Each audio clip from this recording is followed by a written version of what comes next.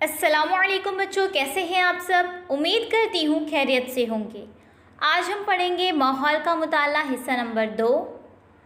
सबक का उन्वान है मुस्तकिल ज़िंदगी की इब्तिदा। इस सबक में कुछ टॉपिक हैं जैसे कि मवेशी पालें और खेती बाड़ी करने की इब्तिदा, ख़ास महारतें और मुख्तलिफ़ पेशे, बाहमी ताउन पर मबनी ज़िंदगी, घरों की तामीर, गांव, रिश्तेदार और ख़ानदान। तो इस सबक का सबसे पहला टॉपिक है मवेशी पालने और खेती बाड़ी करने की इब्तिदा। मवेशी पालना।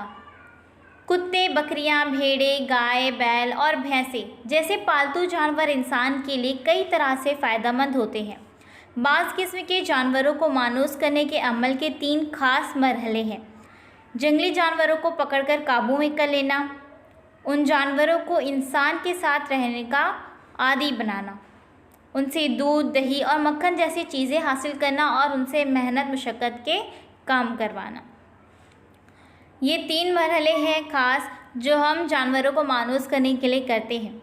जब इंसान इन मराहिल में से तीसरे मरहले से गुज़र जाता है यानी तीसरी मंजिल को पा लेता है तो उसे मवेशी पालना कहते हैं। छठे सबक में हमने देखा कि इंसान ने पत्थर की वस्ती ज़माने में कुत्ते को मानूस कर लिया था। कुत्ता पहला जानदार है जो मानूस कर लिया गया था। शिकार करते वक्त इंसान कुत्ते की मदद लेता है। कुत्ते के बाद बकरियों और भेड़ों को मानूस कर लिया गया। खेती बाड़ी। मुल्क इसराइल और इराक़ में तकरीबन 11,000 साल पहले की खेती बाड़ी के सबूत दस्तयाब हुए हैं। खेती बाड़ी करने की इब्तिदा का सहरा ख़वातीन की सरबंदता है। नोकदार लकड़ी की मदद से औरतें बीज बोने का काम करती होंगी।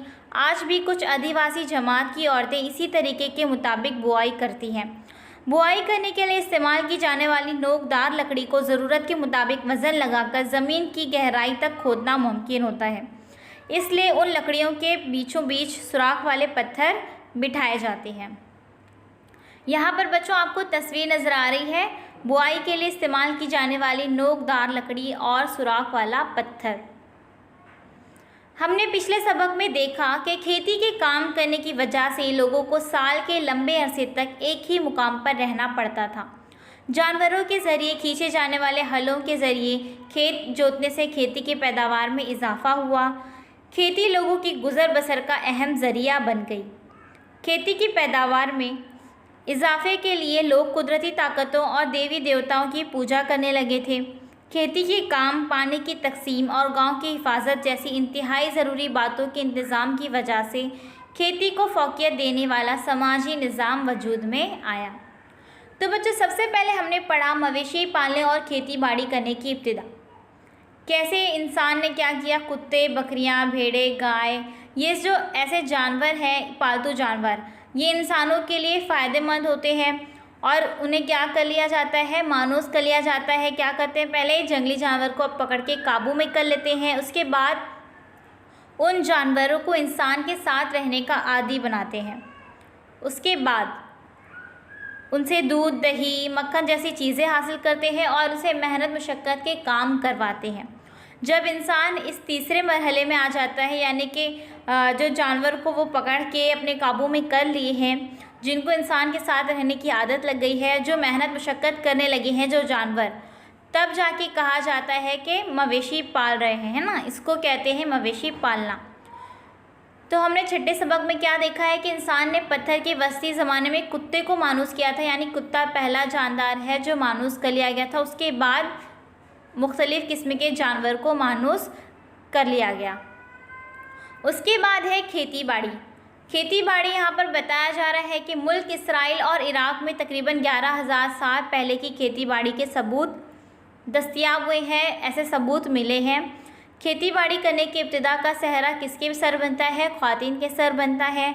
नोकदार लकड़ी की मदद से औरतें बीज बोने का काम करती होंगी। आज भी कुछ आदिवासी जमात की औरतें इसी तरीके के मुताबिक बुआई करती हैं।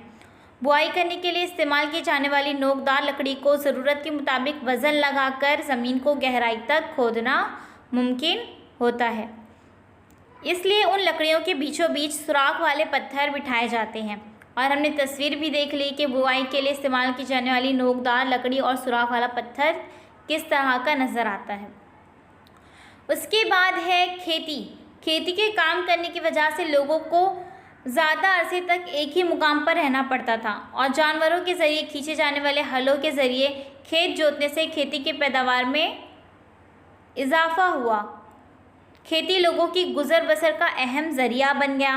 खेती की पैदावार में इजाफे के लिए लोग क्या करने लगे, कुदरती ताकतों और देवी देवताओं की पूजा करने लगे। खेती के काम, पानी की तकसीम और गांव की हिफाजत जैसी इंतहाई ज़रूरी बातों के इंतज़ाम की वजह से खेती को फ़ौक़ियत देने वाला समाजी निज़ाम वजूद में आया। उसके बाद है टॉपिक ख़ास महारतें और मुख्तलिफ़ पेशे। खेती बाड़ी की इब्तिदा होने से पहले के ज़माने में शिकार, फल, कंद और जड़ें जमा करके जो ग़िज़ा हासिल की जाती थी उसे लंबे अरसे तक ज़ख़ीरा करके रखना मुमकिन नहीं था।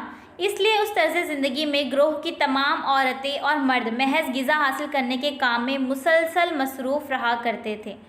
यहाँ पर हमें क्या बताया जा रहा है कि खेती बाड़ी की इब्तिदा से पहले के ज़माने में शिकार, फल, कंद ये जो ऐसी ग़िज़ा हासिल करते थे वो ज़्यादा अरसे तक ज़ख़ीरा करके नहीं रखा जा सकता था, ऐसा मुमकिन नहीं था।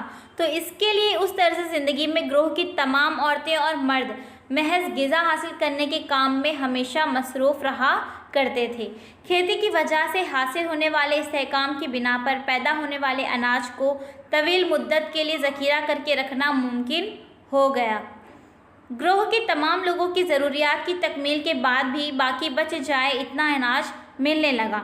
इस तरह ग्रोह की बाज़ औरतों और मर्दों को नई बातें दरियाफ्त करने और अपने तसव्वुर की बुनियाद पर नई महारतों की नशोनुमा करने का भरपूर वक्त मिलने लगा। ऐसी महारतें और हुनर सीखने वाले लोग उनके हुनर के मुताबिक काम सौंपे गए। इसलिए मिट्टी के बर्तन बनाने वाले, मोती बनाने वाले जैसे कारीगर तैयार हो गए। माना जाता है कि पत्थर के जदीद ज़माने में मिट्टी के बर्तन और मिट्टी की चीज़ें घरेलू औरतों ने अपने हाथों से बनाई थी। यहाँ पर बच्चों आपको तस्वीर नज़र आ रही है हाथों से मिट्टी के बर्तन बनाने वाली औरत। उसके बाद बच्चों टॉपिक है बाहमी ताउन पर मुबनी ज़िंदगी।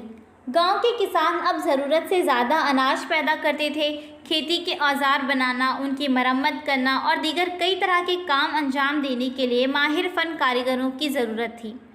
कारीगरों को उनके कामों का मुआवजा अनाज या दीगर चीज़ों की शक्ल में दिया जाता था।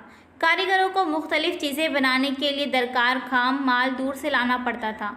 उसकी कीमत भी अनाज और अशिया के लेन देन से अदा की जाती थी। इस तरीके कार से खरीदो फरोख्त के लिए तबादला का तरीका राइज हुआ। जब कच्चा माल, तैयार अशिया, रोज़मर्रा के इस्तेमाल की दीगर चीज़ों को दूसरे मुकामात से दरामद करने की ज़रूरत महसूस होती तब भी मुबादले के तरीके को बरोए कार लाया जाता था। नमक इंतहाई ज़रूरी चीज़ थी। बेहतरे गांव के लोगों को नमक दूर दराज इलाकों से लाना पड़ता था। नमक के व्यापारी नमक के मुबादले में मिली हुई अशिया की तिजारत करते थे। नमक की तिजारत की वजह से पत्थर के ज़माने में तिजारत के फूलने फलने में बड़ी मदद मिली। उसके बाद है बच्चों घरों की तामीर। पत्थर के जदीद ज़माने में पहले टिड्डियों के घर तामीर किए जाते थे।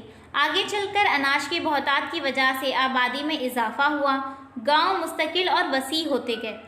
कुछ अरसे बाद कच्ची ईंटों के चौकोनी घर तामीर होने लगे।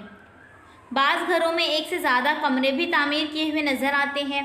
दो मकानात में अक्सर बहुत ज़्यादा फासला नहीं होता था।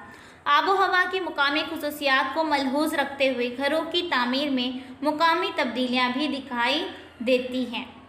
क्या बताया जा रहा है कि पत्थर के जदीद ज़माने में बांस की तरह एक किस्म का पौधा था जो बांस से पतला होता है, तो उससे घर तामीर किए जाते थे और आगे चलकर अनाज की बहुतात की वजह से आबादी में भी इजाफा हुआ और गांव मुस्तकिल और वसी होते गए। तो कुछ अरसे बाद क्या हुआ, कच्ची ईंटों के चौकोनी घर तामीर होने लगे। बाज़ घरों में एक से ज़्यादा कमरे भी तामीर किए हुए नज़र आते थे और दो मकानात में अक्सर बहुत ज़्यादा फासला नहीं रहता था। आबो हवा की मुकामी खुसूसियात को मलहूज़ रखते हुए घरों की तामीर में मुकामी तब्दीलियाँ भी दिखाई देती हैं। ज़मीन में पाए गए बाकियात और गोल सतून की अलामतों की बुनियाद पर बनाई हुई चौकोन घर की ख्याली तस्वीर। ये यहाँ पे क्या है, ज़मीन में जो बाकियात मिलती हैं उनकी अलामतों की बुनियाद पर बनाई हुई चौकोन घर की ख्याली तस्वीर है जो यहाँ पर आप देख सकते हैं। उसके बाद है बच्चों गांव, रिश्तेदार और ख़ानदान। घरों और गांव की तामीर की मदद से ऐसा अंदाज़ा लगाया जा सकता है कि सारे गांव के लोग आमतौर पर एक ही ख़ानदान के होते थे, यानी गांव के सारे अफराद एक दूसरे के रिश्तेदार हुआ करते थे। इन मानों में सारा गांव एक वसी ख़ानदान होता था। एक घर में रहने वाले अफराद करीबी रिश्तों नातों से जुड़े हुआ करते थे। साथ ही वो गांव के तौसीई ख़ानदान के भी फ़र्द होते थे। मरने वाले शख्स को घर में या घर के आंगन में दफन किया करते थे। मरने के बाद भी उस शख्स का ताल्लुक़ ख़ानदान से ना टूटे, शायद उसके पसपुश्त ये मकसद रहा होगा। मरने के बाद की ज़िंदगी में हम उसके काम आए, इस ख्याल से मुख्तलिफ़ चीज़ें भी मुर्दे के साथ दफन की जाती थी। तो उम्मीद करती हूँ बच्चों कि आपको अच्छी तरह से ये सबक समझ में आ गया होगा। जल्द ही मिलेंगे एक नए वीडियो के साथ। अल्लाह हाफिज़। Please subscribe the channel and press the bell icon.